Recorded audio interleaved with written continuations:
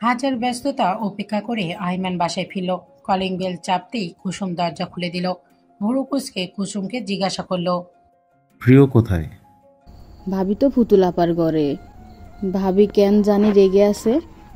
আইমান মুখে লম্বা হাসি রেখা ঝুলিয়ে নিজের ঘরের দিকে পা বাড়ালো। আরিয়া হাত ভাঁজ করে দেয়ালের সাথে দাঁড়িয়ে আছে।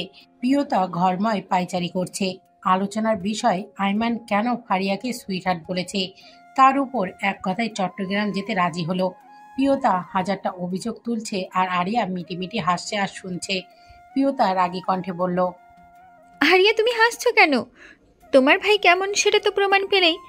নেতারা সবাই খারাপ, তাই তো আমি ছোটবেলা থেকেই পছন্দ করতাম না রাজনীতিবিদদের।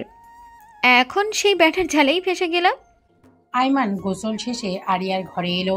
প্রিয়তার পাশ কাটিয়ে চলে যাওয়ার আগেই আইমান কোলে তুলে ঘরে নিয়ে গেল। প্রিয়তা কোনো কথা না বলে এক কোণে গুটিসুটি মেরে দাঁড়িয়ে আছে। কোনো কথা বলবে না আজকে। অন্য মেয়ের সাথে লুতুপুতু প্রেম, আবার তাকে জোর করে বিয়ে করে অত্যাচার করা। কেন এত কিছু করলো? কি দরকার?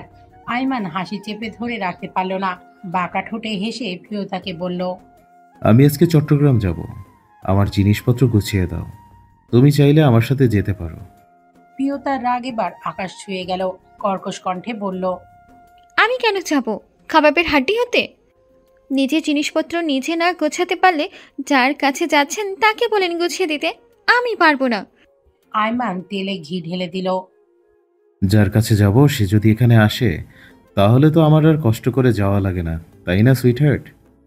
খবরদার বলে দিলাম, সুইটহার্ট বলবেন না। আপনার সুইটহার্টের কাঁথা পুরি। প্রিয়তা হনন করে হাঁটা ধরল। আজকে থেকে সে আরিয়ার সাথে থাকবে। বাবাকে বলে নিজের বাড়ি চলে যাবে। এখানে থাকবে না সে আর। আইমান প্রিয়তার হাত চেপে ধরল। একটানে নিজের সাথে মিশিয়ে নিল। এক হাতে কোমর পেঁচিয়ে অন্য হাতের চাহনি আলতো করে নিজ বরাবর করলো। চোখে চোখ রেখে নেশালো কণ্ঠে বলল, যার প্রতিটা লোমকূপের সাথে আমার নিত্য বসবাস, যার প্রতিটা নিঃশ্বাসের শব্দ খুব মনোযোগে আপন করছি, যার চোখের ভাষা আমার কাছে স্বচ্ছ আয়নার মতো। একটু থেমে আরো কাছে টেনে আবার বলল, সে আমাকে অপরিচিত নাম্বার থেকে ফোন দিলে আমি তার কণ্ঠ চিনব না, এইটা কিভাবে ভাবলে তুমি সুইটহার্ট? প্রিয়তা এবার ভয়ে ঢোক গিলতে শুরু করলো। তার উপর এখন ঘূর্ণিঝড়, ভূমিকম্প সব একসাথে বয়ে আসবে। আইমান প্রিয়তাকে ছেড়ে বিছানায় বসলো। সন্ধিয়ান কণ্ঠে প্রশ্ন করলো, ফারহার কথা তুমি কি করে জানলে? আবার কত সাহস দেখিয়ে ওর নাম ইউজ করে আমাকে ফোন দাও। প্রিয়তা কোমল কণ্ঠে বলল, উনি গিফট পাঠিয়েছে। আরিয়াকে পরিচয় জিজ্ঞেস করার পর আরিয়া বলেছে। নাম্বারটা কার? প্রিয়তা ভয় পেলেও নিজেকে সামলে উত্তর দিল, আরিয়া আগের নাম্বারের মনে হয় সমস্যা হয়েছে, তাই নতুন নাম্বার কিনেছে। আমি মজা করে আপনাকে ফোন দিয়েছিলাম। আইমান শব্দ করে হাসার আওয়াজে চমকে গেল প্রিয়তা। আমাকে পরীক্ষা করার জন্য ফোন দিয়ে এখন আবার আমার উপরে রাগ করা হচ্ছে? চলো মন ভালো করে দিই। না, আমার মন ভালো আছে। আমার থেকে তুমি সবকিছু নিশ্চয়ই ভালো বোঝো না। প্রিয়তাকে জড়িয়ে ধরে ওষ্ঠধরে মিলিয়ে দিল। পরের দিন আরিয়া সকাল সকালে বেরিয়ে পড়ল বান্ধবীদের সাথে দেখা করার জন্য। সেখান থেকে মেডিকেল কলেজে যাবে। কিছু দূর যেতেই গাড়ি থামালো একটা রেস্টুরেন্টের সামনে। আরিয়া, ইরা, অনু তিনজনই ভেতরে গেল। ইরা, অনু দুজনেই আরিয়াকে রাতে কল দিয়ে বলেছে সিক্রেট কথা আছে, তাই তিনজনই রেস্টুরেন্টে এসেছে। ইরা আর অনু দুজন ফিসফিস করছে। আরিয়া জিজ্ঞাসা করলে দুজন মুচকি মুচকি হেসে চুপ হয়ে যায়। আরিয়া অসহ্য হয়ে আর কিছু জিজ্ঞাসা করে না। জিজ্ঞাসা করলে ভাব বেড়ে যাবে, তার থেকে বরং চুপ থাকি। কিছুক্ষণ পর ওরাই বলে দিবে। এদের পেটে কথা ইঁদুরের মতো দৌড়াদৌড়ি করে। আরিয়া চুপচাপ বসে আছে। ইরা, অনু খাবার অর্ডার করেছে। ইরা আরিয়ার বাহুতে হালকা ধাক্কা মেরে রসিক কণ্ঠে বলল, আর ট্রিট কিন্তু আজকে তুই দিচ্ছিস। আরিয়া অবাক হয়ে ইরার দিকে তাকালো। তোরা এক একটা ডাকাত। ওহ, ডাকাত নেই, কোনো কারণ ছাড়া আমি কেন তোদেরকে খাওয়াতে যাব? অনু হেসে উঠল। ইরা এবার বলল আরিয়াকে আসল কথাটা। ইরা মোবাইলটা হাতে নিয়ে ওয়াইদের পিকগুলো দেখালো। দেখ তো আরিয়া, এই সেই চোর নাকি? তোর বর্ণনা অনুযায়ী এই ছেলের সাথে মিলে। আরিয়া পিকটা দেখে অবাকের কিংকর্তব্য বিমূঢ়। চোখ বড় বড় করে জিজ্ঞাসা করলো। তুই এই পিক কই পেলি এটা? ইরা একগাল হেসে উত্তর দিল। কালকে ওয়াদি ভাইয়ার জন্মদিন ছিল, ওনার বন্ধুরাই ফেসবুকে পোস্ট করেছে, ওখান থেকে পেয়েছি। আরিয়া লাজুক কণ্ঠে বলল। তার নাম ওয়াদি, আর কিছু জানিস? ইরা আর অনু শব্দ করে হেসে উঠল। হ্যাঁ গো জানি, তোমার মন ছড়ে এবার ফাইনাল ইয়ারে, বাবা মায়ের একমাত্র সন্তান, একেবারে আদরের দুলাল। অনু আরিয়াকে গুঁতো মেরে বলল। তুই কিন্তু পারফেক্ট ছেলের প্রেমে পড়েছিস আরু। ওয়াদি ভাইয়া দুদিন পর ডক্টর হয়ে যাবে, তোর পড়ালেখা শেষ হতে হতে ভাইয়া অনেক বড় ডক্টর হয়ে যাবে। আয়মান ভাইয়া তোদের বিয়েতে রাজি হয়ে যাবে। আহা, কত শান্তি তোদের। তোদের ছেলে মেয়ে তো অনেক লাকি রে ভাই, মা বাপ দুজনেই ডক্টর। আরিয়া না হেসে পারল না। তুই এরই মধ্যে এত কিছু ভেবে ফেলেছিস? যদি ওর আমাকে পছন্দ না হয় বা অন্য কারোর সাথে সম্পর্ক থাকে তখন কি হবে? আগে সবটা ঠিক হোক, তারপর এগুলো বলিস, পরে আমার খুব খারাপ লাগবে। অনু মোমবাতির মতো দপ করে জ্বলে উঠল। তোর কি মনে হয় আমরা গাধি? তোর ওয়াদির আগাগোড়া সব খবর নিয়ে তোকে বলতেছি গাধি। ওয়াদি ভাইয়ার কোনো রিলেশন নাই, আর তোকে পছন্দ না হওয়ার কোনো কারণ তো দেখতেছি না ভাই। যদি না হয় তাহলে তুলে নিয়ে আসবো আমরা। তোরা তো এক একটা গুন্ডি, তোদের দ্বারা যে এগুলো সম্ভব তা আমি মনে প্রাণে বিশ্বাস করি। কিন্তু তোরা মেডিকেলে আসলি কেন? রাজনীতি করতি, এখন নিশ্চয়ই এমপি মন্ত্রী কিছু একটা হয়ে যেতি। ইরা অনুর দিকে তাকিয়ে আফসোস করে বলল। দেখলি, এই জন্য মানুষের ভালো করতে নেই। অনু করুণ কণ্ঠে বলল। কিচ্ছু করার নেই, শুনতে হবে। আরও তো একজনকে পছন্দ হয়েছে, আমার তো কাউকেই পছন্দ হয় না। এই দোস্ত, আল্লাহ কি আমারে কোনো হরমোন দেয় নাই? দিচ্ছে তোরে, অনেক বেশি দিচ্ছে দোস্ত। বিয়ের পর দেখবি তুই জামাই ছাড়া থাকতেই পারতেছিস না। রিল্যাক্স কণ্ঠে বলল ইরা। আরিয়া ঘড়িতে সময় দেখে উঠে দাঁড়ালো। বিল পে করে তিনজন একসাথে মেডিকেলের উদ্দেশ্যে রওনা হলো। দেখতে দেখতে কেটে গেল আরো 2টি মাস। প্রকৃতির রং বদলেছে ক্যালেন্ডারের পাতা। প্রকৃতি এখন বর্ষার জলে সিক্ত করেছে মন, ধুয়ে দিচ্ছে সকল গ্লানি।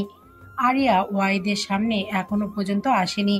দূর থেকেই সবসময় দেখে, কখনো খুব বেশি মনে পড়লে রাতে ফোন দেয়। ওয়াহিদ মাঝে মাঝে কথা বলে। অনু ইরা আরিয়াকে অনেকবার বলেছে প্রপোজ করতে, কিন্তু আরিয়া কখনোই রাজি না। যদি ওয়াহিদ রাজি না হয় তখন ভীষণ খারাপ লাগবে, মন ভেঙে যাবে। তার চেয়ে ভালো একতরফাই ভালোবাসায় দূর থেকেই ভালোবাসা যায়। প্রিয়তা আর আইমানের সম্পর্ক যথেষ্ট উন্নতির পথে। প্রিয়তা মন থেকে সবকিছু মেনে নেওয়ার চেষ্টা করছে, নিজের সংসার আপন করে নিয়েছে। আইমানের জন্য নিজ হাতে রান্না করে। আইমানের রাগী রূপ যাতে দেখতে না হয় তার জন্য আইমানের প্রতিটি কথা মেনে চলে। আইমানও স্বাভাবিক আচরণ করছে প্রিয়তার সাথে। প্রিয়তার কিছুদিন পর পরীক্ষা, তাই নিয়মিত ভার্সিটিতে যায়।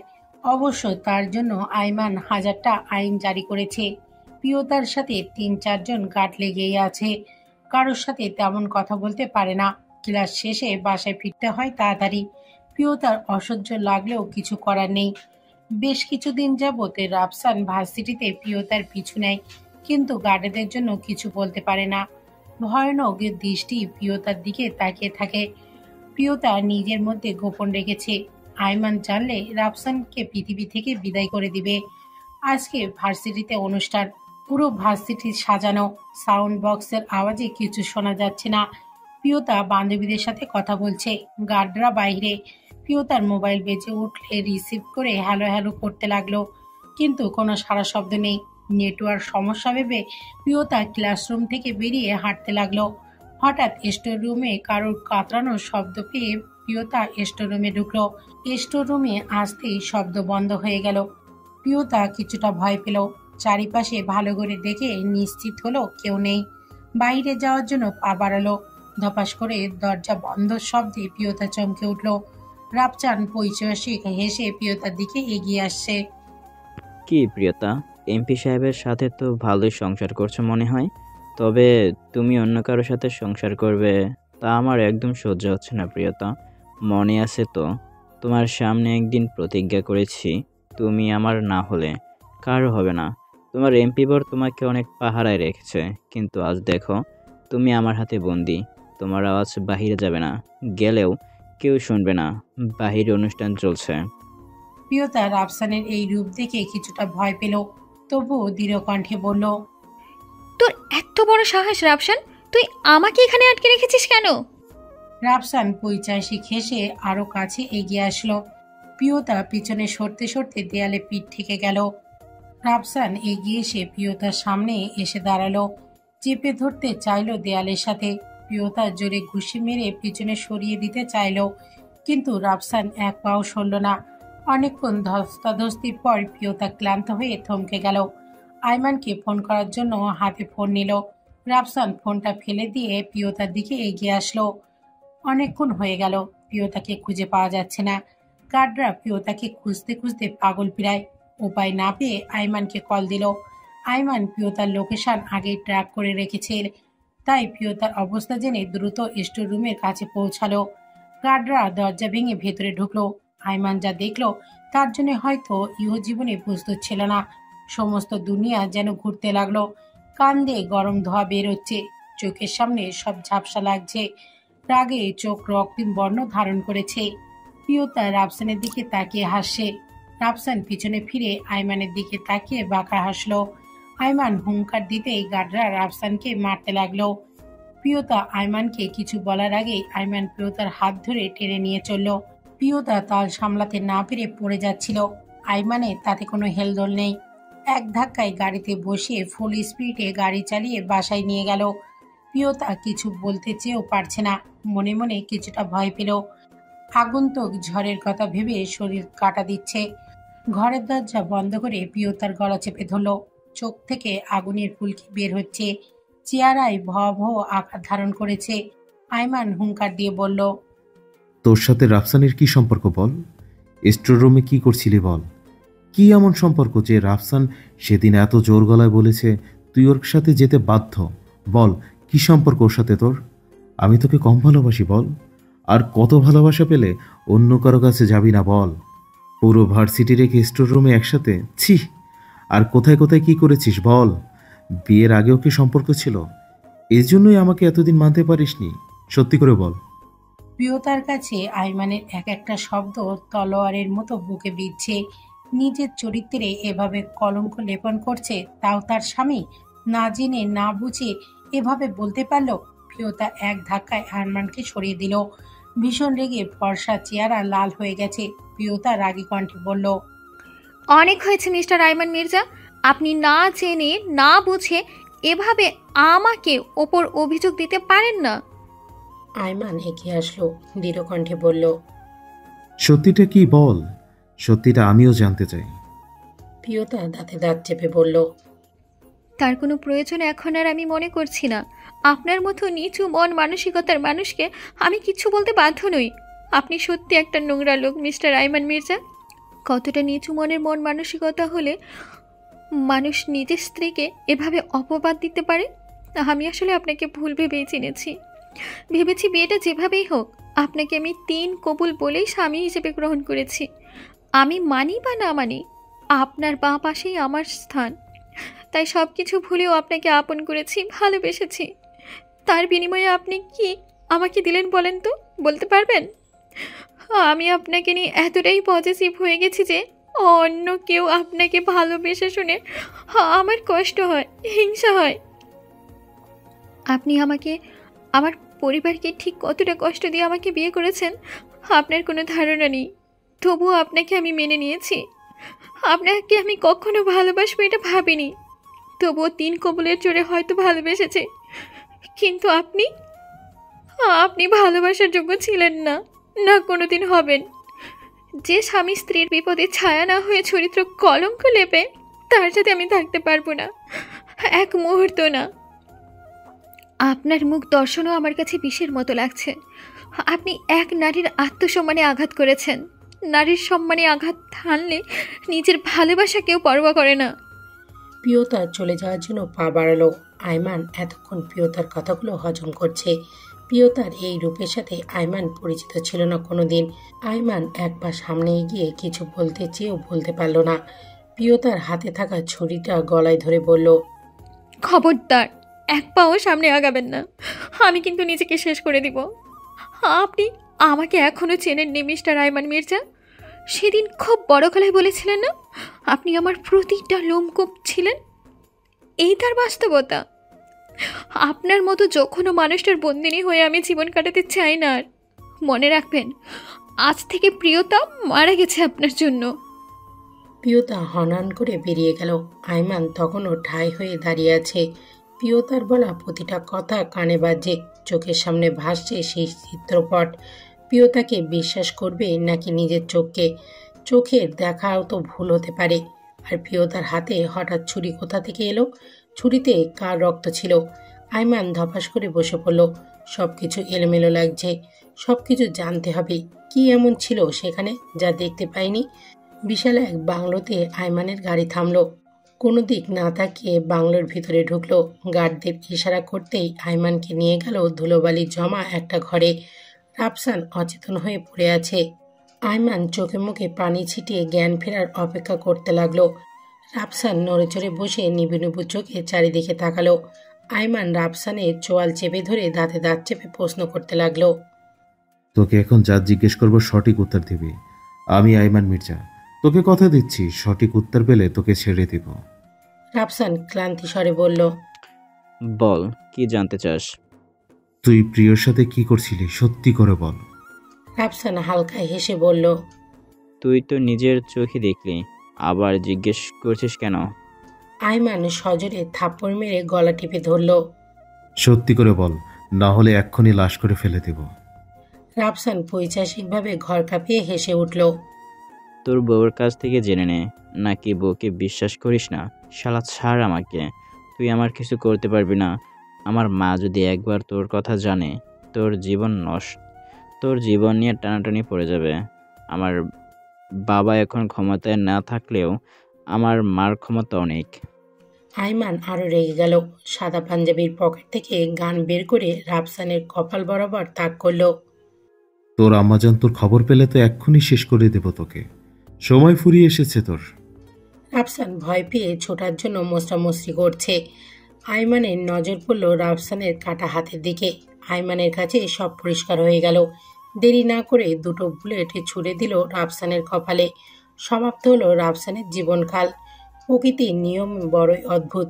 কেউ নিজ থেকে কিছু ছেড়ে গেলে প্রকৃতিও কিছু কেড়ে নেয়। প্রিয়তার বাবা আমিনুর ইসলাম বাসার বাইরে। পিয়াস ঘরে মোবাইলে গেমস খেলছে। রেহানা বেগম রান্নাঘরে কাজ করছে। কলিং বেলের আওয়াজে দরজায় প্রিয়তাকে দেখে কিছুটা অবাক। প্রিয়তার মা অবাক হয়ে প্রশ্ন করলো, প্রিয় মা, তুই হঠাৎ কোনো খোঁজ খবর দিলি না? আয়মান কোথায়, তোর সাথে আসেনি? প্রিয়তা দৃঢ় কণ্ঠে বলল, আম্মু, তোমার প্রশ্নের উত্তর দিতে এখন ইচ্ছে করছে না। যদি আমাকে রাখতে ইচ্ছে না করে তাহলে চলে যাচ্ছি, হলে গিয়ে থাকবো। রেহানা বেগম মেয়েকে জড়িয়ে ধরে বলল, তোর বাড়ি তুই যতদিন খুশি ততদিন থাকবি, আমি তোকে রাখবার কি? প্রিয়তা হনন করে নিজের ঘরে চলে গেল। ধপাস করে দরজা বন্ধ করে বিছানায় শুয়ে পড়ল। রেহানা বেগম তাকিয়ে রইল সেই দিকে। মেয়ে কিছু না বললেও বেশ বুঝতে পারছে বড় কিছুই হয়েছে। তার মেয়ে ভালো নেই। চোখের কোণে অজান্তেই পানি জমে গেল। আইমান এলোমেলো হয়ে বাসায় ফিরল। নিজের ঘরে গিয়ে চারপাশ পরখ করতে বুকে হাহাকার সৃষ্টি হলো। প্রিয়তার শূন্যতা খুব করে কষ্ট দিচ্ছে তাকে। মরুভূমির তৃষ্ণাত পথিকের মতো প্রিয়তার তৃষ্ণা এসে ভিড় করেছে আরমানের হৃদয় গহীনে। আইমান ডয়ার থেকে দুটো ঘুমের ওষুধ বের করে খেয়ে নিল। বিছানায় ছেড়ে দিল নিস্তেজ শরীরটা। চোখের সামনে ভাসছে প্রিয়তার স্মৃতিগুলো। কষ্টের দূত হয়ে এসেছে। মনে হচ্ছে যুগ যুগ ধরে দেখেনি প্রিয়তমা মায়াবীর মুখশ্রী। স্মৃতিগুলো নিত্যদিনে সঙ্গী হলো আরমানের। খুব ইচ্ছা করে প্রিয়তার আলিঙ্গনে জড়াতে। আস্তে আস্তে ঘুম এসে ভিড় করলো আইমানের রক্তিম নয়নে। স্বপ্নের রানী স্বপ্নের বিরাজমান করছে।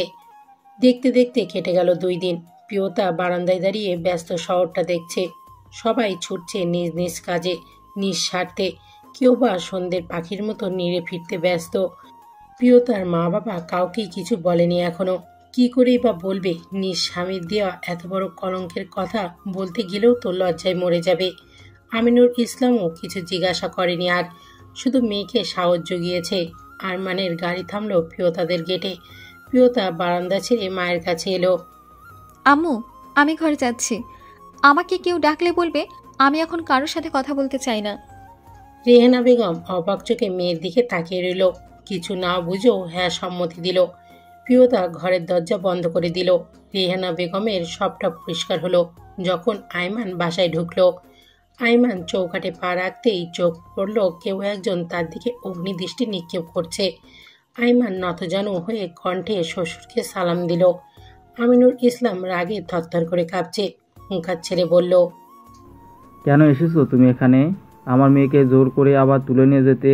অবশ্য তোমার মতো ছেলেদের থেকে এগুলো আশা করাই যায়। ইচ্ছে হবে তুলে নিয়ে যাবে, ইচ্ছে হবে ছুঁড়ে ফেলে দিবে। কেন, আমার মেয়েকে কি তোমার কাছে খেলনা পুতুল মনে হয়? চলে যাও এক্ষুনি এখান থেকে। আর কখনো তোমার ছায়া যেন আমার মেয়ের উপর না পড়ে। রেহানা বেগম স্বামীকে শান্ত করার চেষ্টা করছে, কিন্তু আমিনুর ইসলামের 8 মাসে জমে থাকা ক্ষোভ আজ একসাথে প্রকাশ পাচ্ছে। আমিনুর ইসলাম হাঁপাচ্ছে, তবুও রাগ কমছে না। প্রিয়তা, আমাদের কিছু না বললেও আমার মেয়েকে আমি খুব ভালো করেই চিনি। তার আত্মসম্মানে নিশ্চয় তুমি আঘাত করেছো, না হলে আমার মেয়ে কখনো বাড়ি থেকে এভাবে চলে আসতো না। বলো, কি করেছো তার সাথে? কি এমন অত্যাচার করেছো আমার মেয়েকে, যার জন্য সে তোমাকে ছেড়ে আসতে বাধ্য হয়েছে? আইমান অস্থির কণ্ঠে বলল, বাবা, আপনি একটু শান্ত হন। প্রিয়কে এখানে ডাকেন, সবটা ওর সামনেই বলি। আমি ওকে জোর করে নিয়ে যেতে আসিনি, ওর কাছে ক্ষমা চেয়ে ওকে তারপর ফিরিয়ে নিয়ে যেতে এসেছি। প্লিজ বাবা, একবার প্রিয়কে এখানে ডাকুন। আমিনুর ইসলাম মৃদু হাসলেন। তুমি আমার মেয়েকে চেনোনি এখনো। একটা গল্প বলি, শোনো। প্রিয়তাকে 6-এ একটা ভালো স্কুলে ভর্তি করিয়েছিলাম। ছোটবেলা থেকেই প্রিয়তারও স্বপ্ন ছিল সেই স্কুলে পড়ার। একদিন ক্লাস টেস্টে প্রিয়তাকে কপি করার মিথ্যা অভিযোগ দেওয়া হয়। প্রিয়তা সেই থেকে স্কুলে যাওয়া বন্ধ করে দেয়। আমি স্কুলের স্যারেরা হাজারো চেষ্টা করেও তাকে আর নিতে পারিনি। পরে অন্য একটা স্কুলে ভর্তি করিয়েছি। আমার মেয়ে নিজের আত্মসম্মানের জন্য নিজের শখের স্কুল ছেড়ে এসেছে। তুমি কি করে ভাবছো প্রিয়তা তোমার সাথে ফিরে যাবে? তুমি এখন আসতে পারো, পারলে আমার মেয়েকে মুক্তি দাও। প্রিয়তা কখনো দুঃখ কষ্টের সাথে পরিচিত নয়, আর আমি কখনো চাই না তা হোক। তোমার কারণে যদি আমার মেয়ে কোনো কষ্ট পায়, তাহলে এক বাবার ক্ষমতা তুমি দেখবে। আমিনুর ইসলাম হনন করে ঘরে চলে গেল। রেহেনা বেগম চলে যাওয়ার জন্য পা বাড়ালো। আইমানের ডাকে পিছন ফিরে তাকালো। মা, প্রিয়তা কেমন আছে? ভালো। তুমি আর কখনো এসো না বাবা। আমার মেয়ে তোমার সাথে দেখা করবে না বলেই ঘরে দরজা বন্ধ করে আছে। আমি চাই না আমার মেয়ে তোমার কারণে অস্বস্তি হোক। রেহেনা বেগম কিছু বলতে পারল না। চোখের কোণে জল জমতে শুরু করলো। আঁচলে চোখ মুছে চলে গেলেন। আইমান তখনও ঠাই হয়ে দাঁড়িয়ে আছে। একটা সময় এই বাড়িতে কত দাম্ভিকতা দেখিয়েছে, নিজের ভালোবাসাকে জোর করে ছিনিয়ে নিয়েছে, কিন্তু আজ বড় অসহায় লাগছে। আজ কেন পারছে না প্রিয়তাকে জোর করে নিয়ে যেতে, শ্বশুরের চোখে চোখ রেখে কথা বলতে? পায়ের নিচে মাটিগুলো যেন সরে যাচ্ছে। চলে যাওয়ার জন্য পা বাড়ালো আইমান। হঠাৎ একটা হাত আইমানকে শক্ত করে ধরল। আইমান হকচকিয়ে পিছনে তাকালো। এভাবেই চলে যাচ্ছেন? আইমান মুচকি হেসে বলল, যার জন্য এই বাড়িতে এসেছি সে নিজেকে আমার কাছে গোপন রেখেছে, থেকে আর কি করব বল? আপি, আব্বু, আম্মু কেউ তোমাকে ভালো করে না চিনলেও আমি আপনাকে ভালো করেই চিনি ভাইয়া। আপনি কখনোই খারাপ না। তবুও আব্বু, আম্মু, আপি আপনাকে কতটা খারাপ ভাবে, যেদিন সত্যিটা জানবে সেদিন আফসোস করবে। আইমান দীর্ঘশ্বাস ফেলে বলল, আমার জীবনটাই বিপরিক্রমে আবর্তন করে প্রিয়াস। মানুষ নিজের বাইরে হাজারো খারাপ হলেও নিজের স্ত্রীর কাছে ভালো থাকে, শ্রেষ্ঠ স্বামী হয়। আর আমার বেলায় দেখো তার পুরো উল্টো হলো। আসি এখন, ভালো থেকো, তোমার আপির প্রতি খেয়াল রেখো। রাত বেড়েই চলেছে। রাতের বেলায় কষ্টগুলো দ্বিগুণ আকার ধারণ করে মানুষকে বানিয়ে দেয় নিশাচর প্রাণী। আইমান ছাদের এক কোণে দাঁড়িয়ে আকাশবাণী নিকোটিনের ধোঁয়া ওড়াচ্ছে। ধোঁয়াগুলো কিছু দূর গিয়েই শূন্যে মিলিয়ে যায়। ইস, কষ্টগুলোও যদি এভাবে শূন্যে মিলিয়ে যেত, তাহলে শহর জুড়ে হাজারো জীবন্ত লাশ ঘুরে বেড়াতো না। আইমান আকাশের দিকে তাকিয়ে আছে। আজ আকাশটা অনেক বেশি আপন মনে হচ্ছে। প্রিয়তার কোনো এক জায়গায় এই আকাশের নিচেই তো আছে। কারোর পায়ের শব্দ শুনে আইমান পিছনে তাকালো। আরিয়া দাঁড়িয়ে আছে। সিগারেটটা ফেলে দিয়ে আরিয়ার দিকে ঘুরে দাঁড়ালো। কিছু বলবি পুতুল? আরিয়ার চক্ষু শীতল, খুব সহজভাবেই বলল, বৌমনির সাথে কি এমন করেছিস যে বৌমনি চলে গেছে? আস্তে আস্তে কণ্ঠ ভারী হয়ে আসলো। দা ভাই, ছোটবেলা থেকে আমি একা একা বড় হয়েছি, তোকে ছাড়া কাউকে পাইনি খেলার সাথী হিসেবে। বড় হতে হতে তুই ব্যস্ত হয়ে পড়লি, তোকে কাছে পেতাম না। আগের মতো পুতুল খেলার পুতুল বলে ডাকতি না। কিছু বান্ধবী হলেও তবু একা একা ফিল হতো। এত সুন্দর রাজপ্রাসাদে আমি থাকতে পারতাম না, একাকিত্ব আঁকড়ে ধরতো। যখন থেকে বৌমনি এসেছে আমার একা লাগতো না। তোর সাথে বৌমনি সম্পর্ক যেমনই থাকুক, আমাকে নিজের বোনের মতোই জানতো। তুই শেষ পর্যন্ত কি করলি? মেয়েটাকে তাড়িয়ে দিলি কেন দা ভাই, কেন? তুই আমার জন্য হলেও বৌমনিকে রেখে দিতি। ও চলে গেল, তুইও যেতে দিলি। আমার বোনের মতো বৌমনিকে তুই কেড়ে নিয়েছিস। আমি আবার একা হয়ে গেছি দা ভাই। তুই আসলে একটা স্বার্থপর দা ভাই, নিজেকে ছাড়া কিছুই বুঝিস না। মা বাবা থাকলে এমনটা হতো না। মা কেন আমাকে ছেড়ে চলে গেল? আমি কি জীবনে কাউকে আপন করে পাবো না? আরিয়ার দুই নয়ন অশ্রুসিক্ত, টুপ টুপ করে বদন বেয়ে নিচে পড়ছে। ধূপধাপ পা ফেলে চলে গেল। আইমানের কষ্টের মাত্রা দ্বিগুণ বেড়ে গেল। বুক ফেটে চৌচির হয়ে যাচ্ছে, চোখগুলো লাল হয়ে আছে। ধপাস করে বসে পড়ল, নিজের চুলগুলো খামচে ধরছে, মৃদু আর্তনাদ করছে, দম বন্ধ হয়ে আসছে। হঠাৎ এক গগন বিতারী চিৎকার করে উঠল। কেন আমার সাথে এমনটা হয়? সব বিচ্ছেদ কেন আমার ভাগ্যে লেখা? আমি আর পারছি না। আমিও তো রক্তে মাংসে গড়া মানুষ, আমারও তো কষ্ট হয়। কেন সবাই আমাকে ছেড়ে চলে যায়? কেউ বেঁচে থেকেও নেই, কেউ বা নিজের ভালোবাসার জন্য আমাকে একা করে অজানায় পাড়ি জমিয়েছে। অন্য কারো করা পাপের শাস্তি আমি কেন পাচ্ছি? আস্তে আস্তে গলা জড়িয়ে আসলো। চুপ করে তাকিয়ে রইল চিলেকোটা শূন্য দরজার দিকে।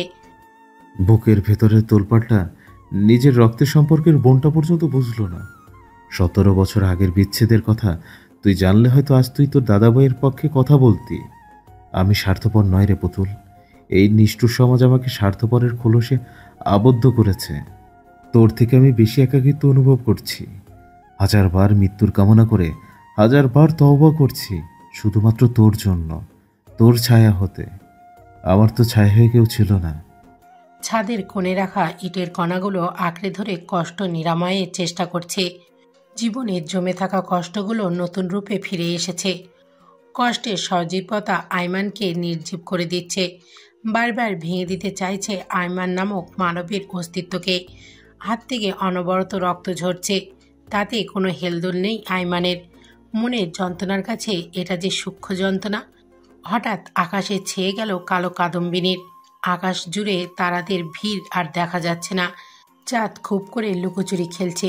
ঝুম বৃষ্টি নেমেছে শহর জুড়ে। শহর জুড়ে সজীবতা ফেরাতে ব্যস্ত প্রকৃতি। খুব করে ধুয়ে মুছে দিতে চায় আইমানের কষ্টগুলো। আইমান হাঁটুতে মুখ গুজে বসে আছে ছাদে। আইমানের কৃষ্ণবর্ণের শরীরের ওপর দিয়ে হাজারো বৃষ্টির ফোঁটা ছুঁয়ে দিচ্ছে খুব যত্নে। চোখের জল বৃষ্টির জল মিশে একাকার। যেন শ্রাবণের মুখ্য উদ্দেশ্য আইমানের চোখের জল গোপন করা। প্রতিটি ফোঁটায় ফোঁটায় বৃষ্টি বলছে, পুরুষকে কান্নায় মানায় না, বড্ড বেশি অসহায় লাগছে। কাঁদতে না পারা পুরুষদের জন্য আমার এই আয়োজন। বৃষ্টির গতি বেড়েই চলেছে। আমিনুর ইসলাম কিছুক্ষণ ধরে বুকের ব্যথা অনুভব করছে। প্রথমে স্বাভাবিক ভাবলেও তীব্রতা বেড়েই চলেছে। দেরি না করে অ্যাম্বুলেন্সকে খবর দিয়েছে রেহেনা বেগম। 10 মিনিটের মধ্যেই পৌঁছে গেল হাসপাতালে। প্রিয়তা সব কিছুর জন্য নিজেকে দায়ী করছে। না পারছে নিজেকে সামলাতে, না পারছে পরিবারকে সামলাতে। রেহেনা বেগম ছেলে মেয়েদের জন্য নিজেকে ধরে রেখেছে, না হলে যে ওরাও ভেঙে পড়বে। চারিদিকে প্রতিধ্বনিত হয় মুয়াজ্জিনের আজান। পাখিদের কলরব যেন শেষটাকে স্মরণ করায়। জামাতের আহ্বান। এই কলরব সুদূর ইয়া শরীফ থেকে আসা বেলালের কণ্ঠধ্বনি। নিজের জীবন সংশয়ে পড়ে যখন নবী ছেড়ে এসেছিলেন নিজের মাতৃভূমি, খুঁজেছিলেন এক নিরাপদ আশ্রয়, পেয়েছিলেন এখানকার যার সন্ধান। সেই আশ্রয়ই যেন আজ হয়েছে পাখিদের বাসস্থান। আকাশে লালাভাব ফুটে উঠেছে। আকাশ কিছুটা পরিষ্কার। বৃষ্টির রেশ কেটে গেলেও শহরে পানিতে ভরপুর।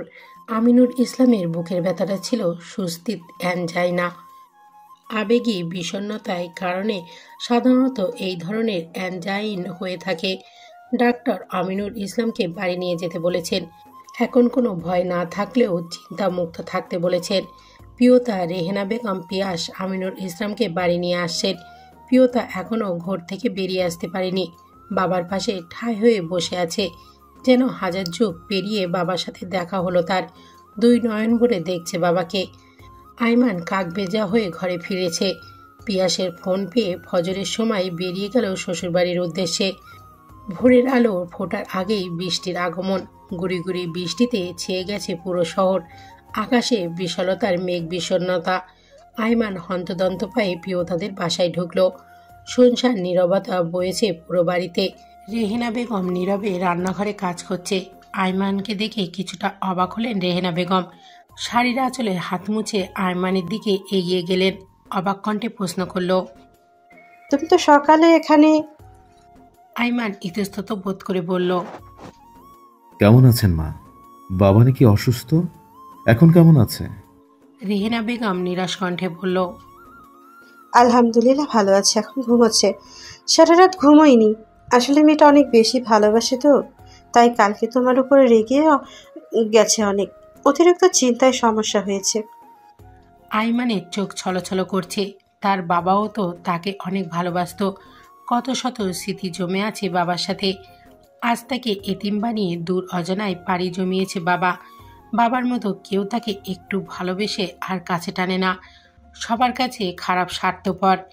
আইমানের এই অবস্থা দেখে রেহেনা বেগম কিছুটা কষ্ট পেলেন। মায়েরা এমনই হয়, একটু বেশি দয়ালু। কি হয়েছে তোমার আইমান? কিছু না মা। প্রিয় কি ঘুমাচ্ছে? আমি একটু ওকে দেখতে চাই, প্লিজ মা, অনুমতি দেন। রেহেনা বেগম ইশারায় যেতে বললেন। আইমান অনুমতি পেয়ে প্রিয়তার ঘরের দিকে পা বাড়ালো। দরজা একটু ফাঁক করে আইমান ঘরে ঢুকলো। প্রিয়তা ঘুমের রাজ্যে হারিয়েছে অনেকক্ষণ হলো। গায়ে কম্বল জড়িয়ে বালিশে জড়িয়ে ধরে কাত হয়ে ঘুমাচ্ছে। খোলা জানালা দিয়ে শীতল বাতাস ছুঁয়ে দিচ্ছে প্রিয়তার মায়াবী মুখশ্রীকে। কপালে অবাধ্য চুলগুলো হালকা উঠছে, মাঝে মাঝে ঢেকে দিচ্ছে বন্ধ আক্ষিজোড়া। ঘুমন্ত প্রিয়তাকে সদ্য জন্ম নেয়া মাসুম বাচ্চার ন্যায় লাগছে। আইমান প্রিয়তাকে খুঁটিয়ে খুঁটিয়ে দেখছে। এ যেন হাজার বছর না দেখার তৃষ্ণা। প্রিয়তায় মাথায় আলতো হাত ছুঁয়ে ফিসফিসিয়ে বলল, ওহে নিষ্ঠুর রমণী, এ কেমন নিষ্ঠুর রূপ তোমার! অন্যের ঘুম হরণ করে নিজেই করছে ঘুমের রাজ্যে বিচরণ। এতটুকু দয়াশীল হতে পারতে না? এই অধমের জন্য কি তোমার মনে কোনো দয়া মায়া নেই? তবে কেন এত মায়াবতী লাগছে তোমাকে? যুগ যুগ তোমাকে আমাতে আবদ্ধ করার তৃষ্ণা আমার বক্ষ জোরে। একটু কি পারতে না তোমার ভালোবাসার নিবারণ করতে? গ্রীষ্মের করতাপে ফেটে চৌচির হয়ে আবাদ ভূমি যেমন বর্ষার মেঘালয় রাধুরে জলধারায় নতুন জীবন ফিরে পায়, তুমি আমার জন্য তেমনই ছেলে প্রিয়। কেন হলে না আমার হাড় কাঁপানো শীতের উষ্ণতা? খুব ইচ্ছে করে যেন তোমার গ্রীবায় মুখ গুজিয়ে শান্তির ঘুমে হারিয়ে যায়। সকল গ্লানি ক্লান্তি বিষণ্ণতার অবসান ঘটিয়ে তোমার ছোঁয়ায় সিক্ত হয়ে নতুন করে বাঁচি। আমার ভাগ্য কি এতই খারাপ প্রিয়, যার জন্য তুমি আমাকে বঞ্চিত করেছো ভালোবাসা থেকে? খুব বেশি কি চাওয়া হয়ে যাচ্ছে আমার প্রিয়? তবে একটু শুধু চাইব, তুমি আমাতে আবদ্ধ থাকো আজীবন আমরণ। প্রিয়তা কারো শীতল স্পর্শ অনুভব করতে ঘুমো ঘুমো চোখে তাকালো। আইমান তার পাশেই বসে আছে। চোখের সামনে ভাসছে সেই দিনের চিত্রটা। কানের বাজ্যে আইমানের উচ্চারিত প্রতিটা ধ্বনি। হকচকে উঠে বসে গায়ের ওড়না জড়ালো। বিরক্তি কণ্ঠে বলল, আপনি এখানে কেন এসেছেন? আপনাকে আসতে বারণ করা হয়েছে, ভুলে যাচ্ছেন কেন? আইমান শীতল কণ্ঠে বলল, যেখানে তুমি আছো সেখানে একবার না, 1000 বার আসবো, তাড়িয়ে দিলেও আসবো। আমার ভালোবাসা বারবার তোমার কাছে আসতে বাধ্য করে প্রিয়। আপনার এসব কথা শোনার কোনো ইচ্ছে নেই। আপনার কারণে আমাদের সুখী পরিবারে অশান্তি নেমে এসেছে। আমার আব্বুর এই অবস্থার জন্য শুধুমাত্র আপনি দায়ী। একটা পরিবারে ঝড় বয়ে এনে এখন এসেছেন তামাশা দেখতে? আর কখনো আসবেন না যদি আপনি আমার ভালো চান। আপনি যদি চান আমি ভালো থাকি, তাহলে আপনার ছায়াও যেন আমার গায়ে না পড়ে। চলে যান এখান থেকে। আপনাকে আমার অসহ্য লাগে, মুক্তি চাই আমি। আইমানের কণ্ঠ ভারী হয়ে আসছে, তবুও মুচকি হেসে বলল, দিব, খুব তাড়াতাড়ি দেব। আমার দেওয়া মুক্তিতে যদি তোমার শান্তি মেলে তবে তাই হোক। তবে মনে রেখো প্রিয়, একদিন তুমি প্রচণ্ড অসুখে ভুগবে। আমাকে না পাওয়ার অসুখ তোমাকে আষ্টে পৃষ্ঠে জড়িয়ে ধরবে। আমাকে দেখার জন্য তোমার ওই কাজল কালো আখিতে অসুখ হবে। দেহ জুড়ে আমাকে কাছে পাওয়ার, হৃদয় জুড়ে হৃদয় হরণের। সেদিন তুমি পেয়েও হারানো যন্ত্রণা ভোগ করবে। যে দুঃখ তুমি আমাকে দিয়েছ, অনুরূপ দুঃখ ফেরত পেয়ে অবাক হয়েও না। একদিন তোমার আকাশে ঝুম বৃষ্টি হবে, আচমকা ভিজবে তোমার গাল। তবে সেটা বৃষ্টির জলে নয়, তোমার চোখের জলে। কোনো এক কাঠফাটা দুপুরের রোদে পাওয়া জল তেষ্টার মতো আমাকে দেখার তৃষ্ণা তোমার বুকের বাঁ পাশটা খুব করে পড়বে। কোনো এক সকালে ভেজা চুল নিয়ে তোয়ালে হাতে দাঁড়িয়ে থাকবে। আমি চুল মুছে দেব সেই অপেক্ষায়। শাড়ির ভাঁজ এলোমেলো থাকবে, কিন্তু গুছিয়ে দেওয়ার জন্য আমি আর থাকবো না। বেডসাইড ডয়ারে জ্বরের ওষুধ ঠিকই থাকবে, কিন্তু রাতে কেউ যত্ন করে খাইয়ে দেবে না। হঠাৎ হঠাৎ মাঝরাতে ঘুম ভেঙে যাবে। আমার বুকে বাঁ পাশে মাথা রাখার জন্য তোমার হাতটা আমায় খুঁজবে, কিন্তু সেদিন কেবলমাত্র আমার শূন্যতাই পড়ে আছে। খাবার খেতে গিয়ে তোমার হেঁচকি উঠলে হয়তো ভাববে আমি তোমায় স্মরণ করছি, কিন্তু সেদিন আমি তোমায় ভুলে যাব। ভাববো না তোমার কথা। অতি ক্ষণে ক্ষণে তুমি আমার অপেক্ষায় চোখের জল নামাবে, কিন্তু অপেক্ষার প্রহর শেষ হবে না। তবুও বলবো, ভালো থেকো। আইমান দাঁড়ালো না, এক প্রকার দৌড়েই বেরিয়ে গেল। প্রিয়তা ঘরের মধ্যে থেকে বের হতেই পারেনি।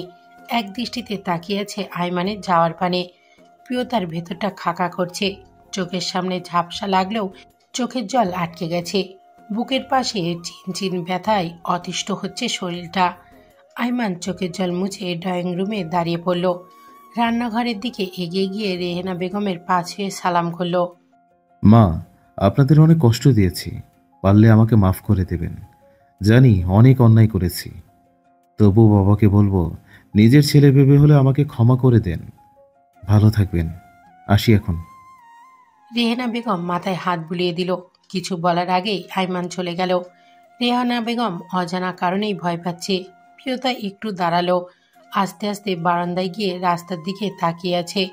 আইমানের শুভ্র পাঞ্জাবি বৃষ্টির পানিতে শরীরের সাথে লেপ্টে আছে। হাতে থাকা সাদা ব্যান্ডেজ লাল রক্ত মাখামাখি। প্রিয়তার ভিতরটা ধুক করে উঠল। না পারছে কিছু বলতে, না পারছে আইমানের এই অবস্থা দেখতে। আইমান ড্রাইভারকে পাঠিয়ে দিয়ে নিজে গাড়ি নিয়ে চলে গেল। ঝড় বৃষ্টি ক্রমশই বাড়ছে, চারিদিকে অন্ধকারে ছেয়ে গেছে। থেকে থেকে বজ্রপাতের কড়া আলোতে আলোকিত হচ্ছে শহর। হঠাৎ বজ্রপাতের বিকট আওয়াজে প্রিয়তা কানে হাত দিয়ে চিৎকার করে উঠল, কিন্তু আইমানের কান পর্যন্ত প্রিয়তার কণ্ঠস্বর পৌঁছালো না। গাড়ি ততক্ষণে ছুটে গেল অনেক দূরে। দুরজনায় পাড়ি জমাতে আইমান ছুটছে। সব মায়া ভালোবাসা বন্ধন ছিন্ন করে চলে যাচ্ছে অনেক দূর, যেখান থেকে প্রিয়তার উপর আইমানের ছায়াও কোনোদিন পড়বে না। প্রিয়তা মাথা ভারী হয়ে আসছে, চোখের সামনে অন্ধকার দেখছে সব, কানে কোনো শব্দ পৌঁছাচ্ছে না। প্রিয়তা বারান্দার ফ্লোরে লুটিয়ে পড়ল, বৃষ্টিতে ভিজে একাকার পুরো শরীর।